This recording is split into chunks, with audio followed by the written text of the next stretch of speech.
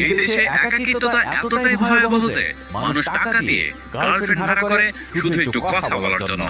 আমাদের ক্লায়েন্ট 32 থেকে 50 বছর বয়সী পুরুষই বেশি। জাপানকে যদি আপনি স্বপ্নের দেশ ভাবেন, তবে এই ভিডিওটি আপনার ধারণা পুরোপুরি বদলে দেবে। চকচকে শহরের আড়ালে জাপান আজ এক গভীর সংকটে, যেখানে শিশু জন্মহার এতটাই কমে গেছে যে আগামী কয়েক বছরের মধ্যে দেশটি পরিণত হতে যাচ্ছে বৃদ্ধদের এক জনশূন্য দ্বীপে। কাজের চাপে অফিসে মৃত্যু আর সমাজ থেকে নিজেকে পুরোপুরি বিচ্ছিন্ন করে ফেলার মতো ঘটনা এখানে নিত্যদিনের। মানুষ সপ্তাহের পর সপ্তাহ কারোর সাথে কথা না বলে এখানে বেঁচে থাকে। সবচেয়ে মর্মান্তিক দৃশ্য হলো বৃদ্ধ বাবা মা তাদের ফ্ল্যাটে নীরবে পৃথিবী থেকে বিদায় নিচ্ছেন, কিন্তু সেই খবর কারোর কাছে নেই। দিনের পর দিন, এমনকি 15 থেকে 30 দিন পার হয়ে যাওয়ার পরও যখন প্রতিবেশীরা পুলিশে খবর দেয়, তখন দরজা ভেঙে